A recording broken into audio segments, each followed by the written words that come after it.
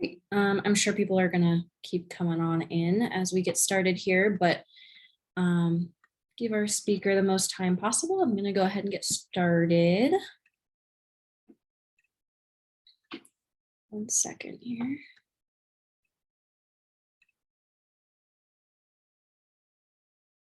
No, that's not what I wanted to do. Sorry, folks.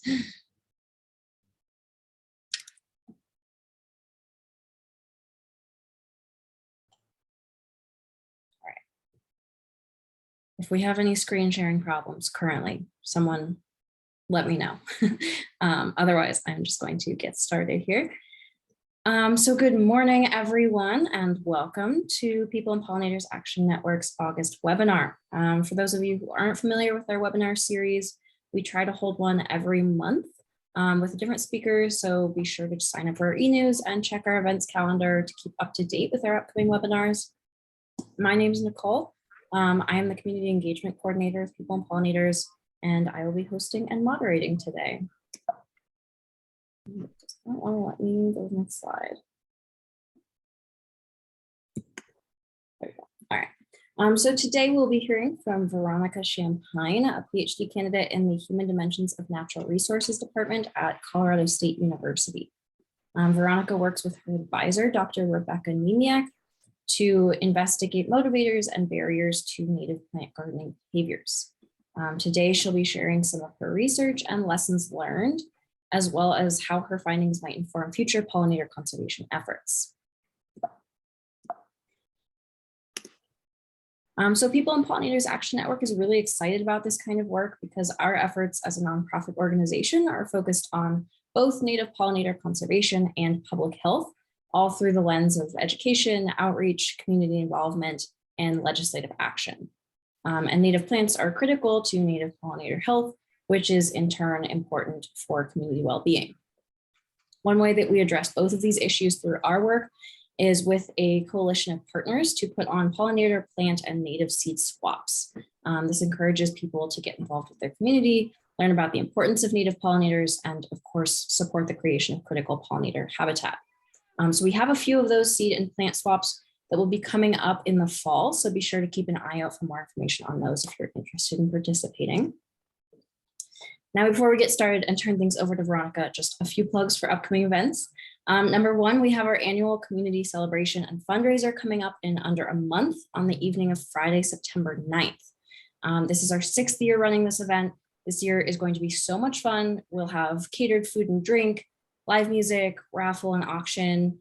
We have a mead tasting and a bonfire with s'mores, all held at this gorgeous farmstead in East Boulder. It's going to be a huge celebration of everything we've accomplished this year with regard to pollinator action, as well as gearing up for the coming year of new challenges. So we really hope that you can make it. Please scan the QR code on this slide with your phone if you want to learn more. That'll take you to our tickets page with more information, or you can also feel free to visit our website for more info as well. Another very exciting development for us is the official release of our new pollinator license plates. Once again, please just scan the QR code to learn more, but essentially we now have an official Colorado license plate that you can purchase for your car through our website or the DMV office. All you have to do is donate on a sliding scale to our organization, pay a small fee for specialty plates through the DMV, and then you'll receive these awesome plates to deck your car out. All proceeds from the program go directly to People and Pollinators Action Network, and we'll be using those funds in a new small grants program that we're launching for native pollinator habitat creation and educational outreach. So it's a super cool program. Your car will look amazing. So I highly recommend grabbing these plates and supporting our on-the-ground conservation work. And finally, another fun event we've got coming up a little bit later in the year now is a rose/rosé party in partnership with B Squared Apiaries and Odell Brewing. So this event will be a wine and honey celebration up in Fort Collins. So if you're out that direction at the end of September, you'll definitely want to check out our People and Pollinators Facebook page for more info on that. That's all my plugs for now. But if we do have a ton of other events and ways to get involved that you can find on our Instagram and Facebook pages or through our monthly e-newsletter.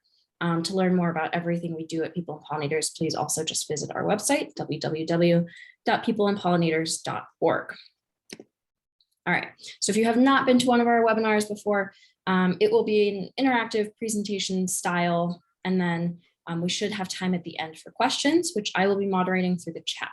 So throughout the talk, if you have any questions, please don't unmute yourself, just drop them in the chat and I will get to them at the end. And with that, I am very excited to welcome our speaker today, Veronica Champagne. Thank you, Nicole, for the introduction. And I'll just get my screen pulled up here after you. And sorry if this takes a moment.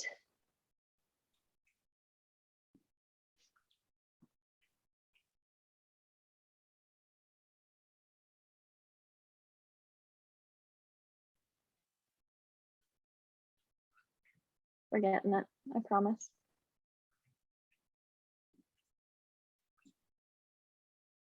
Alrighty, can you see my slide there? Yes, you're awesome. Good to go. Okay, well, hello everyone, welcome. My name, as was said, is Veronica Champagne. I'm a PhD candidate at Colorado State University in the Human Dimensions of Natural Resources Department. And today I'm presenting on pretty much 3 years of... I'm so sorry, I accidentally muted you, Veronica. No worries. You should be good now. Sorry about that. Where did I leave off? Should I just start? I'll start over. Yeah, just the beginning. Okay. Hi, everyone. As was said, my name is Veronica. I'm a PhD candidate at Colorado State University in the Human Dimensions of Natural Resources Department. And today I'll be presenting to you all pretty much 3 years of experimental research on motivating native plant gardening behaviors. And this project was funded by the National Science Foundation, and our research team includes Dr. Megan Jones, Dr. Stacy Lishka, Dr. Rebecca Nemec, and myself. Let's get to the next. There we go. So just a brief overview of what we'll be looking at today. I'll begin by defining some types of behaviors that are relevant for our studies. We take a pretty heavy social psychological approach. So we're going to be talking about human behavior. And then I'll go into the details of what we've really been doing for the last 3 years, all of these studies that we've been doing in Fort Collins, in Colorado in general. And then I'll go over some key lessons learned and a couple of takeaways that are specifically more geared towards PPAN interested folks. And there we go. My button isn't working. Okay. So let's start off with what motivates behavior. And again, we're talking about human behavior, not animal bee behavior. So there are many things that influence behavior from what we've learned in research. But one big thing that we can point to is perceptions around social norms. So what is everybody else doing? Would other people judge me if I were to, say, recycle this can or plant a native plant garden in my front yard? Is this behavior becoming more common? Do I see a lot more people, I don't know, buying solar panels on their houses than they did before? And then do I feel morally obligated to do this? So these are kind of questions that get at to social norms. And this last one is a little bit more of what we call a personal norm. And norms, as we understand them, are just what is considered normal. And even though you might not think that you are persuaded by what other people are doing or what people are thinking, research shows that they can be really, really powerful in influencing people's behaviors. Another thing that motivates behavior is somebody's confidence in doing the action. And I might refer to this as efficacy. And I'll kind of go into what I mean by some different types of efficacy. But for now, I just want you to think about confidence. And this makes intuitive sense. You want to believe that you're going to be successful at something, so you're not setting yourself up for failure or embarrassment. But these are the kind of questions of, do I have enough knowledge to do this? Do I feel like I can do it? And then this third piece of, if I do it, will this make a difference? And that's another piece of the equation that's really important. And I think especially with more environmental issues of if I recycle, is it actually going to do something? Or if I take out my turf grass lawn, is that going to help pollinators if I plant native xeriscaping, that kind of thing, instead of maybe this lawn that takes a lot of water, it takes pesticides, that kind of thing, fertilizers. So in our study, we do look at something called individual behavior. So this is personal behavior. This is something that you do on your own that doesn't involve reaching out to other people or engaging in some sort of social or civic action. So in our studies, this individual action is actually planting a native plant yourself, or maybe an example of converting grass lawn to a native plant garden. So the ultimate goal of this is being a partial or entire conversion of grass lawn to native plants to improve native biodiversity, conserve water, minimize pesticide use, as I said. But our studies also look at going beyond the individual behavior, going beyond personal behavior to something we like to call social diffusion behavior. And look at what motivates people to take some smaller step towards more social or civic actions that have the potential to make even larger impacts on the systemic issues like biodiversity loss. So there are many different things that go into the large issue of biodiversity loss. And so we want to make sure that we are looking at it from all different levels, and how can we go in and try to solve such a large issue. So our focus is on social diffusion behavior, which is a type of collective action. And I know I'm throwing out all of these kind of fancy words, but I hope if I throw them out enough, we talk about them enough, you'll kind of get the idea of what I'm talking about. So collective action is behavior in which people work together to achieve a certain goal, kind of like what PPAN is trying to do, kind of create a social movement around helping our pollinators and community health.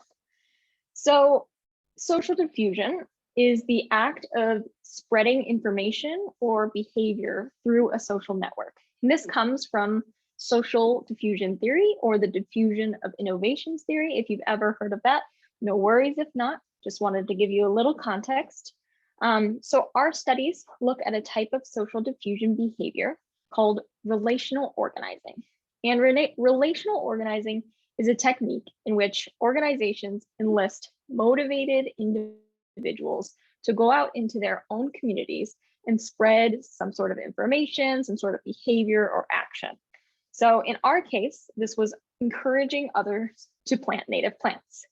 And PPAN is doing this.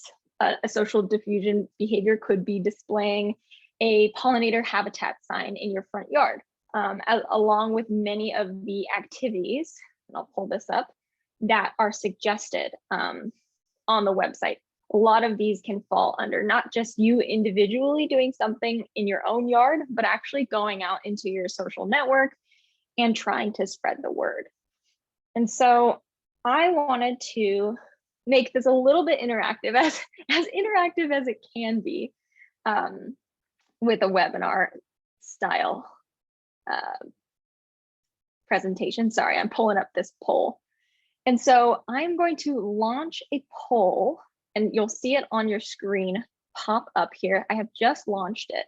So this is just kind of a get to know you, who's in the room, kind of make it more exciting, but also get a better understanding of what I mean with these social diffusion actions. So go ahead and take a look at this list of actions. You can choose as many as you'd like.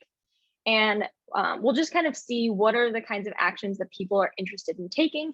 This can be something that you've already done or something that you'd like to do. It's just kind of a fun thing to see if there are any actions that really stand out, or any that people are like, no, that's not for me. And I'm seeing it on my screen. Okay. I have.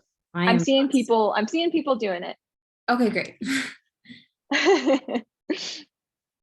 And I don't know if there's a way to make it visible to you all, but I'll kind of give us a little bit of time. We have a majority of people, 80% have filled it out. So we'll just kind of see which one is our most exciting action. All right, looks like we have a little bit of standstill. So it looks like planting a pollinator-friendly garden in the front yard is our winner, which makes sense, seeing as this is kind of a native plant marketed webinar. What else? The least common one was writing an editorial, and I would say that is a little bit more of a daunting action, but props to the people that are willing to do that. Super important still. Anything you can do to kind of spread the word in creating a social movement is going to be important, and everybody has their own skills and their own comfort level. So what's our next most? It looks like planting the garden is the most common, giving away seeds and plants, encouraging nurseries to sell more native plants. That's a big one. And then, yeah, running a community event is another one that's a little less popular, but again, that takes a lot of work. All right, well, that was fun. Thank you all for participating. Just kind of wanted to create a little bit. Oh, that's on your screen, sorry. All right, well, thank you all for participating. So now I'm going to get into a little bit more of our research. And I realize that some of you might find this familiar because some of you actually might have participated in this research. So thank you in advance for those who have maybe heard some of this, but are interested in finding out more about our research project as a whole, rather than just the study they may have been a part of. But thank you for your participation, if that is you. So our research goal, we're really just trying to understand what motivates people to engage in native plant gardening, that individual personal behavior, and then native plant outreach. So that's our social diffusion. How do you get people to encourage others to plant native plants? And we were really testing how do different messages affect people's actions. And we had two strategies. We were highlighting those social norms around native plant gardening and outreach, and then using techniques to try to improve people's sense of confidence in these actions. That confidence to do it, and that confidence that it'll actually make a difference. And so this second piece of native plant outreach, why study this kind of collective action? So we say that social diffusion is a collective action. As I mentioned kind of before, change needs to be coming from all of these levels, as you see on this diagram here.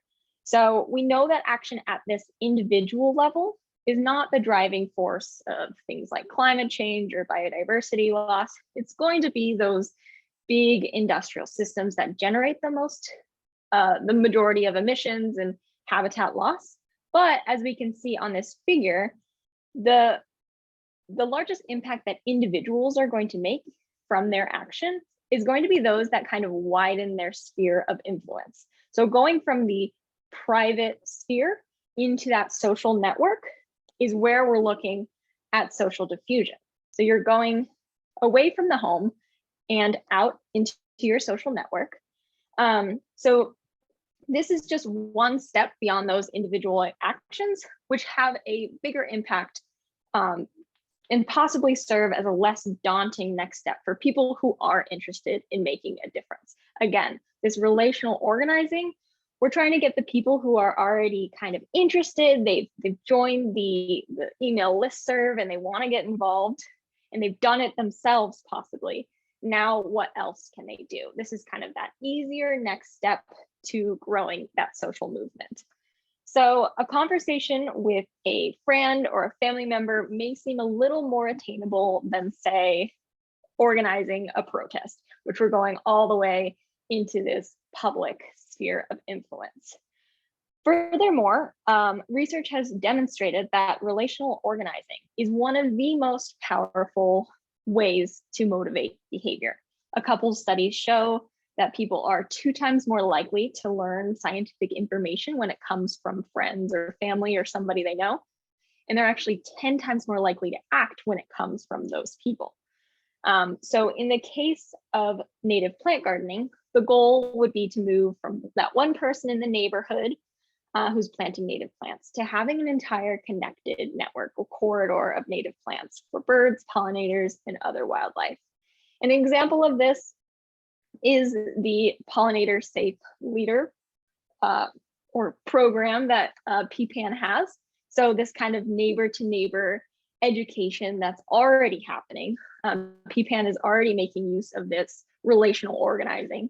I'm just kind of giving you the special scientific name for it. And so you all possibly being part of PPAN are already part of this social movement that we're trying to study here. Alrighty, and so my computer's being slow. I'm trying to get to there we go. So let's look at our studies a little bit more. So as I've mentioned, we're looking at these 2 different types of behaviors, individual and diffusion. And we tested different types of messages, which were intended to increase perceptions of both social norms and confidence. This is that efficacy piece that I've been talking about around these 2 behaviors. And we were actually able to track real world behavior through a voucher system. So participants in our studies received 1 voucher to purchase a native plant at a participating nursery for themselves, representing that individual behavior, and then 3 $10 vouchers to share with others, representing that diffusion behavior. So in 2020, we actually had a mailing-based field experiment going on, and this was in Fort Collins. So this was a collaboration between the City of Fort Collins Nature in the City program and our research team. And so we did use that voucher system in this, and I'll give you an example on this next page of how we did it. So we sent out over 2,500 mailers to Fort Collins residents, and participants were randomly assigned to receive 1 of 4 different types of mailers, which included those vouchers that I talked about. In each of the 4 types of mailers, we were testing a different message.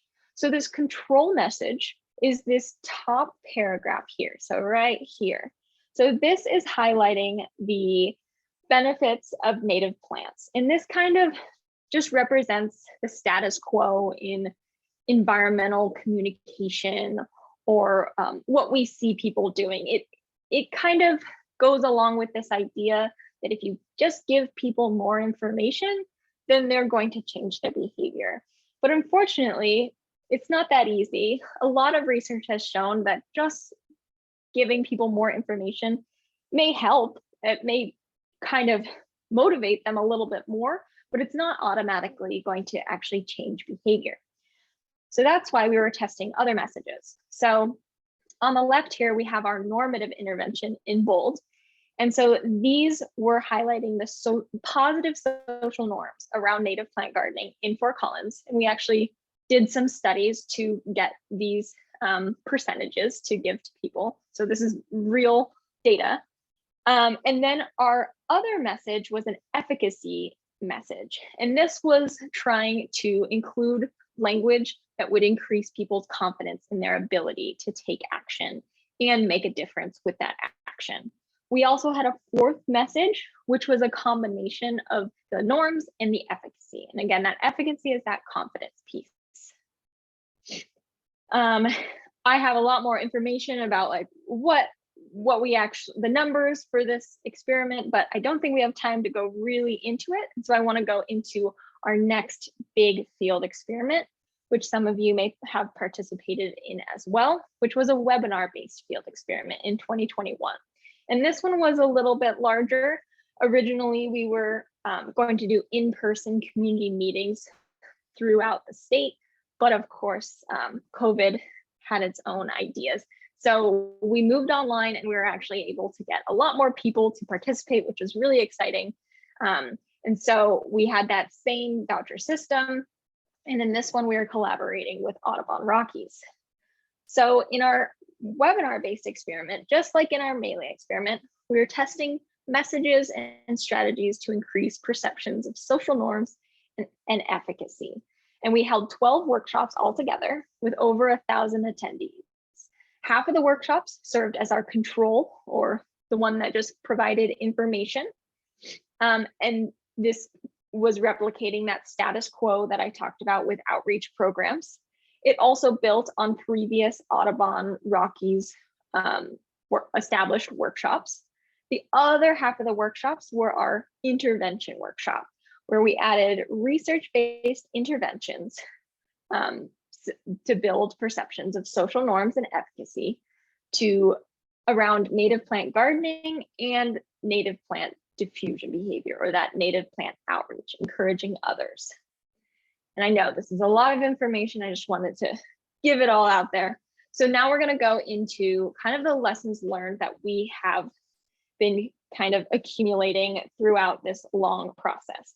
And I am just going to highlight 3 of the many lessons we've learned. I'll be happy at the end to answer any more specific questions that you all have, but these are going to be very broad lessons that we can take away from this research so far. So the first is that there are even more barriers to this diffusion behavior that emerged than we expected. So diffusion behavior pretty much means we're trying to get people to talk to each other. And while a conversation with a friend or a family member may seem more attainable than, say, organizing a protest, feedback from many participants highlighted a clear preference towards the individual behavior, just doing it themselves. In one of our surveys, we found that people are more likely to engage in sharing vouchers, which was our diffusion behavior, if they had confidence in their ability to encourage others, which makes sense. But they also needed to feel like they had a baseline knowledge and a baseline positive attitude towards native plant gardening themselves before they were willing to share it with others. And sometimes research, you come with conclusions that are like, well, yeah, I could have told you that. Well, we tested it and found that that was indeed the case. Some felt that it wasn't their place to tell other people what to do. And I think this could have to do with a strong sense of individualism in our country. And I'm curious to know what we would see if we tested this in maybe a different country that had a more collectivistic society in which working together and interconnectedness are way more valued to achieve goals of the group rather than the individual. But I think the US sense of individualism, or it's not my place what to tell people what to do, that is really ingrained in us, and we don't want to, step over social norms. It all comes into play. So another more salient result of this kind of diffusion or sharing something with somebody else is the potential for negative reactions. So it's very salient that if you were to go up to your neighbor and say, hey, have you heard about this? I have a voucher, and they could completely have a bad, they should say, oh no, I don't do that. I only plant tomatoes. I don't want to hear about anything else. That might feel really bad if you were immediately kind of had this negative reaction from them. So I think that's a very real barrier to actually getting people to go out into their own community. Sorry. Whew. And so I think that building stronger social norms around this kind of talking to other people or encouraging others to do something, not necessarily in like a you need to do this evangelical way, but just sharing information can be really exciting for other people to hear, especially if you are someone they trust and they just hadn't really thought about it before. But from our surveys, it does seem that people don't think that this kind of behavior is considered normal. Actually going out into your own social network and encouraging them, which I agree probably with native plants specifically, but I think in a lot of other contexts, you post on social media, you're doing this all the time. It might just feel weird to do it about a specific issue that you might think that people have different feelings towards than you. But in my experience, a lot of people can get behind gardening. So that's just a little aside. The second lesson that I'll say is that building efficacy appears to be really important for this social diffusion behavior. And I'll go into efficacy a little more here. So self-efficacy is that confidence piece, really. So it's the belief in your ability to reach a goal or carry out some sort of action. And response efficacy is a person's belief that their action is going to have the intended impact or make that difference. So in something like encouraging somebody else to plant native plants, you want to have a positive response. So that would be kind of your social impact. And maybe your encouragement actually leads to that person planting a native plant in their yard. And then also you want it to have an environmental impact too. So, okay, if I encourage somebody else, that actually will grow the habitat in my neighborhood, and that actually will benefit native pollinators.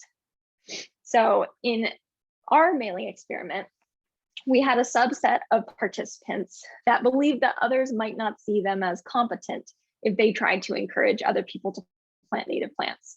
And so for that group specifically, our efficacy messages tended to be particularly effective at encouraging diffusion behavior. So that meant that that group significantly shared more of their native plant vouchers than others when they were exposed to this kind of confidence message. In a related survey of a random sample of Fort Collins residents, we did also find that a high sense of self-efficacy was related to people's likelihood of actually encouraging others to plant native plants. Luckily, there are many strategies to build efficacy. So you might have used some of these strategies in your own life without even realizing it or knowing that there are kind of fancy names for it. And I'm giving you this list not as you should know what all of this means, just as a way to say there is hope in creating kind of confidence building situations for growing a social movement around native plant gardening or increasing pollinator habitat, something like that. So I'm just going to go into these first three just to give you an example of what this could look like and how we could leverage research-based strategies to improve outreach and communication to others. So the first one is social modeling. And these are all pretty simple. This is observing others completing an action with confidence. So in our case, in our workshops, the ones that had the interventions, they were actually able to learn about a person who had successfully gone from not knowing anything about native plants to showing up at a workshop intended for Wildscape ambassadors in the Audubon Rockies program. So if you're not familiar, Wildscape ambassadors are people who have done native plant gardening before, and they're eager to go out into their own communities, give presentations. They are an example of a relational organizer in this context. So we told them a story about a person who pretty much went from zero and was able to give these wonderful presentations in her own community within a year. She had hundreds of people that she had already reached out to.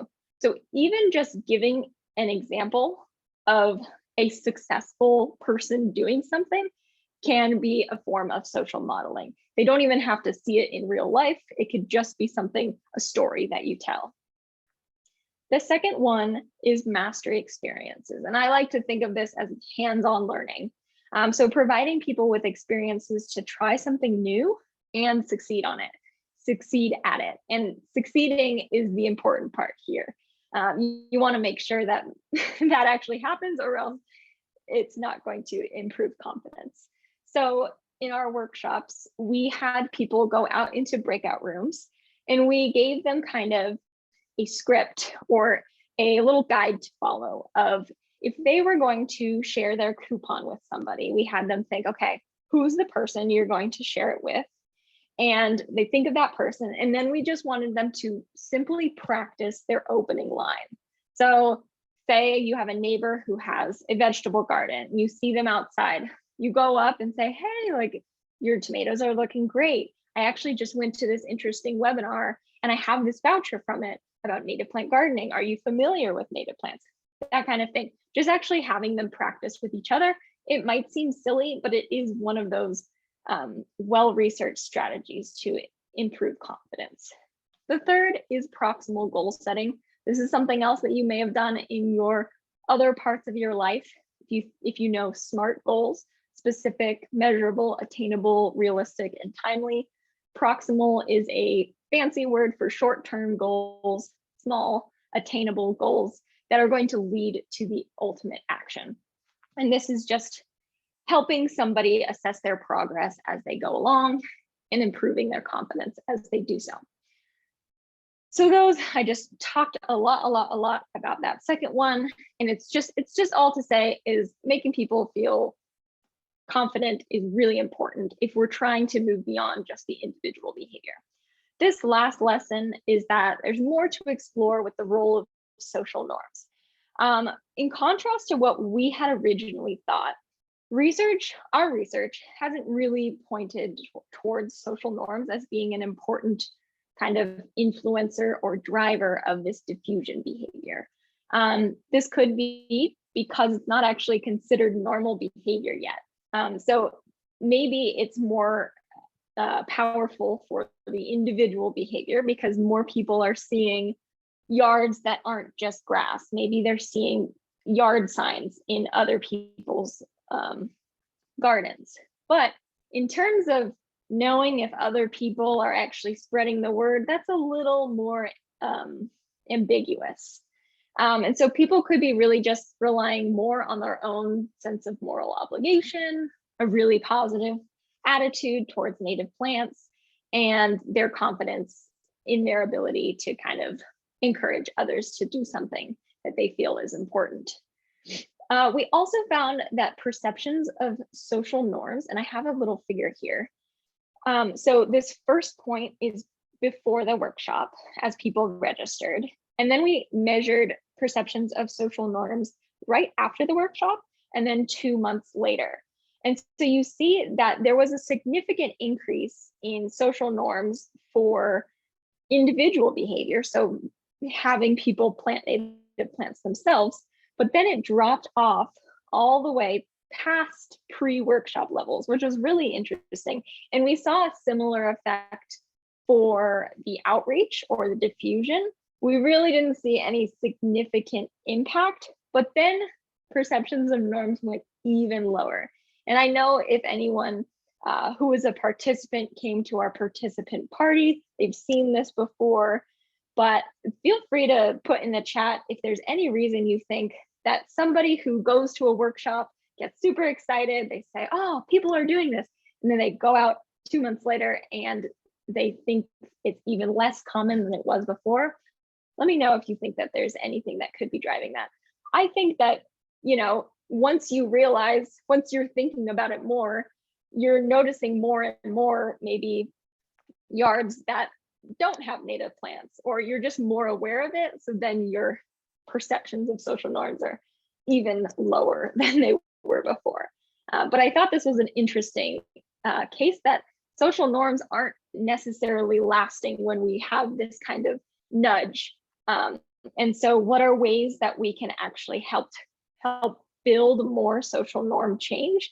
And it's probable that it's going to be more routine kind of check-ins or nudges, or kind of trying to convince people that maybe this is starting to become a movement, and people having to really see that that is the case when they go out into the real world after they've been in a workshop that is saying, yeah, totally, everybody's doing this because everybody in the workshop is doing it. But then it's even more clear that when they go out, maybe not everybody is actually doing it. Maybe I'm alone in this, but we don't want you to feel that way, because there actually is a very large group of people who are interested in this. So the third point that I have on here is big fancy word again, pluralistic ignorance. And this is just something I want to note. Pluralistic ignorance may play a role in some of these beliefs that people aren't doing this. This isn't considered normal. So this is when people incorrectly believe that their attitudes or their actions are different from other people's, or different from the majority of people even. And this can lead to self-silencing. So I'll show this next figure here. We have this theory called the spiral of silence theory. So we are more likely to remain silent about our opinion if we believe that the perceived majority opinion is different than ours. So for example, if you believe people love their grass, they don't like native plant gardening, and that's your alleged public opinion, your willingness to speak out about it gets smaller and smaller and smaller the more you think that you are the only one who's actually thinking that, oh, maybe it could be interesting if more people had native plant gardens and more people were planting for wildlife or for pollinators. And so I just think that this is an interesting spiral, and that leads to isolation or a fear of isolation. And it leads to people not actually talking, not actually participating in these kinds of social diffusion actions, because they think, well, I'm not going to get anywhere because everybody else thinks this one way. When in reality, if you experiments and studies have shown that if you correct this, if you tell people, hey, you might think that this is the case, but actually 80% of people think the same way you do, you are in the majority, then it has been shown, for example, to increase discussions about climate change. That was just one study that I'm pulling up. But yeah, so this is just kind of very theoretical, but I think it makes sense that if you feel like you're not in the majority viewpoint, then you're less likely to speak out. All right, and I've been talking for a long time, so I'm just gonna get to the end here with our kind of takeaways. So I would say that if you're trying to get people to join in on your outreach efforts, if you're part of PPAN and you're trying to build this social movement, I would focus on making people feel comfortable and confident, no matter how silly that may be.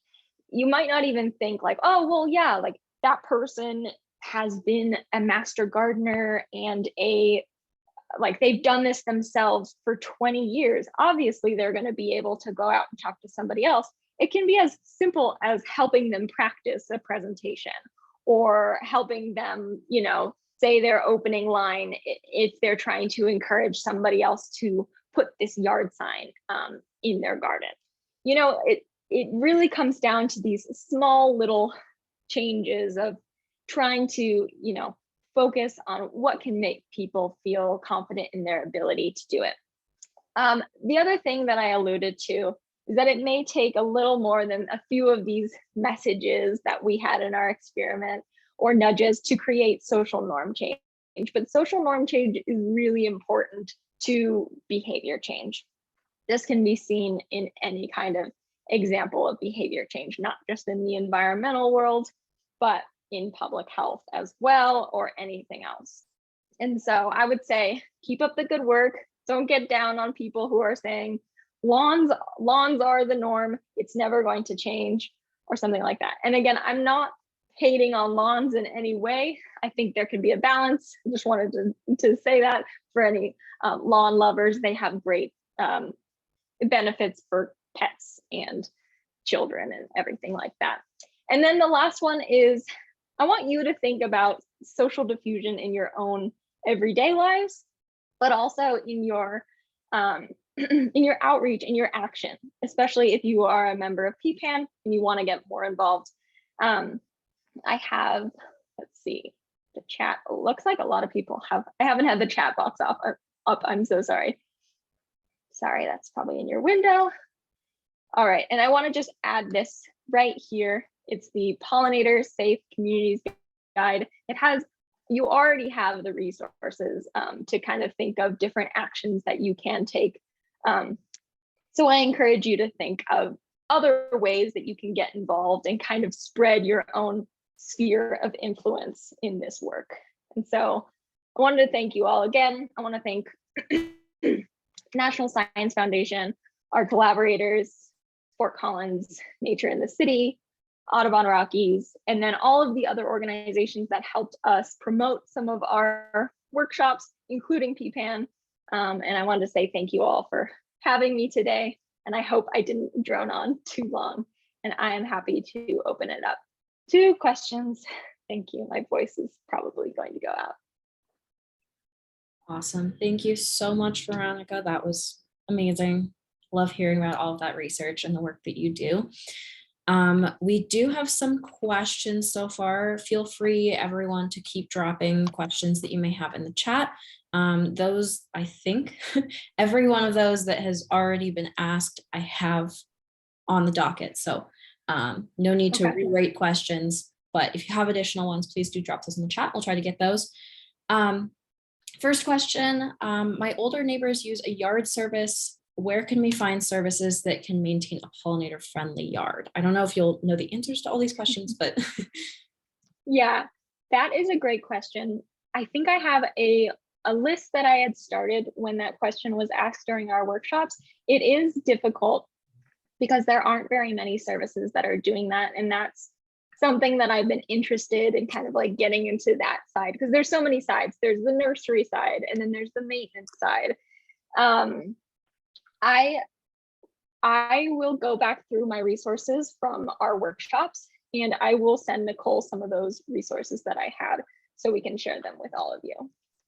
Perfect. We will distribute those as we get them. Next question, what were the demographics of who was studied in the Audubon study? Like race and socioeconomic demographics. Did you track any of that? Oh yeah. So we found in the Audubon Rockies study, we were trying to find people that were already motivated for this. So they were already part of a listserv, or they were already kind of involved with some sort of other Facebook group or organization. And the majority of our audience, I will say, were highly educated, older, white women. That is not to say it was everyone identified that way, but I will say that that was a group that really stood out. And I think that especially with older generations, being retired, I think can lead to a lot of more time to actually, do your own gardening and do your own diffusion or outreach yourself. So I think some of it does make sense, but some of my other studies have been trying to get at populations that aren't necessarily that specific group to see how we can get more people involved in the movement. Awesome. Super helpful. Okay. Did you look at whether people felt efficacious regarding their positive impacts on the environment? Yeah, so that was that response efficacy piece. I think that is a really important part when we're looking at behaviors that we consider pro-environmental. So things that are going to have a positive impact on the environment, especially people who kind of identify as an environmentalist or somebody that cares about the environment. This is a really important piece of, if I actually plant a native plant, or if I give somebody this voucher, is that going to actually make a difference on the environment? Because I know, like for me, with recycling, like sometimes I'm like, yeah, I want to recycle, but I've heard that the whole recycling thing is not as it seems all the time. Maybe China's not taking our recyclables anymore. That piece of, is it actually going to work, is a really important part. And so I think really trying to show people that, hey, PPAN or someone like Audubon Rockies is doing this work, and it is making a difference on bird or pollinator habitat and birds and pollinators in the long run, and showing that kind of more ecological data. Again, I'm a social scientist, psychologist, so I can't speak too much of the actual data that comes after that. Okay. Okay, so on the workshop impacts over time graph, where you were showing there's like a drop off 2 months after workshops, someone asked what the numbers on the I assume the y-axis, what they represented or what units those are in. Yeah, the y-axis was, so we had a 7-point scale for that question. So that would be, so sorry, I'm trying to remember exactly what the question was. So when we're asking people about their norms, this was a specific question that said something along the lines of, most people in my community are doing this. And then people were either strongly disagreeing or strongly agreeing. And then there were things in between that. So there were 7 different points that they could choose from. And so that graph was actually doing the average of what the response was, whether they agreed or disagreed to that specific statement that is supposed to target norms, social norms. Gotcha. Awesome. And it's very small changes, but that is the case in behavior change research. Yeah, totally. Okay, so with regard to your comments on making people feel comfortable and confident with sharing information with other people, do you have any idea if those ideas or the same principles apply with children, or if that might be a whole different thing? Yeah, and I meant to mention this, but all of those strategies that I listed, these are all coming from education research, pretty much. Albert Bandura is a really well-known psychologist that is known for his work on self-efficacy, this confidence building. And so all of these strategies are hopefully employed with children in the education system to kind of boost their confidence in their own education. And it can be applied to many other things, as we're finding out with this research. It doesn't have to be kids, it can be adults, and it doesn't have to be with your own learning experiences. It can be with actually carrying out some sort of action that you're interested in. Awesome. Okay. Have you found a difference between how negative versus positive calls to action are received? Have you done any research on that? I haven't specifically studied that. Negative calls to action, would that be something along the lines of like kind of the doom and gloom? Like if you kind of the not fear mongering, but like, hey, we like I haven't dying. Yeah, I haven't specifically looked into it in my research, but I do know that they are pointing towards kind of more positive messages and hope as a way that is more research based in motivating behavior. But there could be some circumstances where those messages are really able to get fire behind people. It depends. Maybe it depends on the person. Well, next question. Is there any research about whether yard signs indicating pollinator habitat are helpful, or whether mentioning native plants versus pesticide-free status is more effective on these signs? So I guess like language on the signs themselves. Have you found anything to be more or less effective? Yeah, I mean, I would love to do that research. I don't think specifically in the native plant world that research has been done on those specific messages. But I think that is a great question. I'd love to do that if I had more time in my PhD, but don't think I'd be able to get to it. Definitely. Yeah, I could definitely see, I mean, kind of going back to that negative versus positive calls to action, or if there's like a very specific, this is pesticide free, people might be able to engage more with that very like specific, this is how we're doing it. Okay, I can do that too. Like I can just not use pesticides. So yeah, that'd be really interesting. Yeah, I would say making your messages as clear and I want to say concise, but making it as easy of a thing that you can do. So making it, and I'm blanking on the exact word I want to use right now, but instead of like wildlife friendly gardening, make it plant one native plant, make it easy, make it simple. And finally, kind of along those lines, do you have any recommendations for the top 10 easiest to grow native flowering perennials? Before you answer that, if you have any suggestions, please do let us know. But we do have a native plant list on our PPAN website as well that kind of breaks things down by season and flowering versus non-flowering and all of that. So if people are interested, please do check that out. That'll be on our website. But yes, turning it over to Veronica.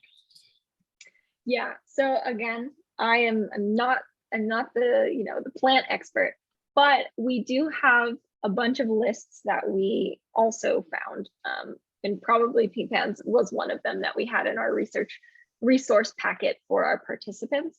But we do have a list of the native plants that were most used from our voucher system. So the ones that participants actually use their vouchers to buy, because we were able to ask the nurseries for that information. And so I'm happy to send along that list.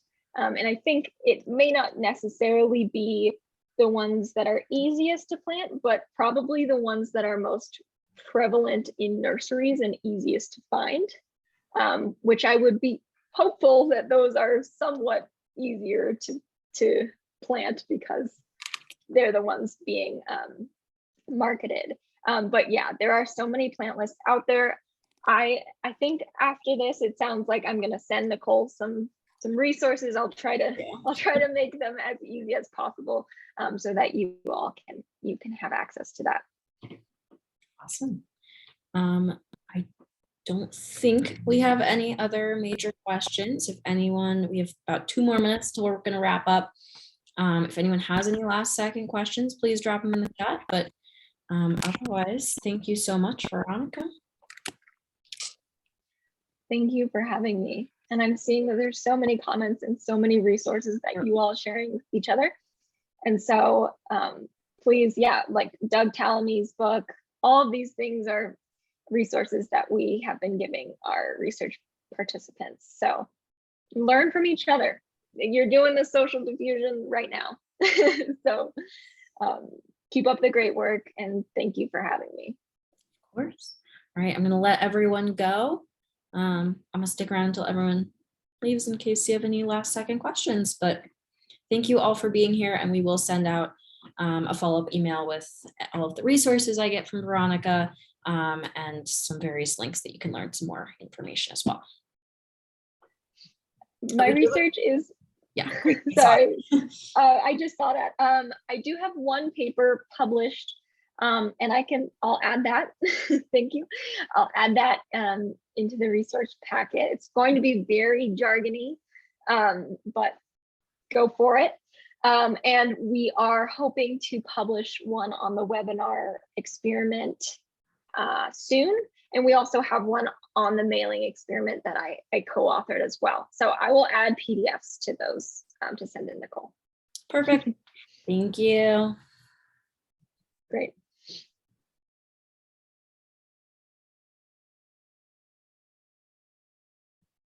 Bye, everyone. I'll stay on just in case, but just want to make sure I'm safe.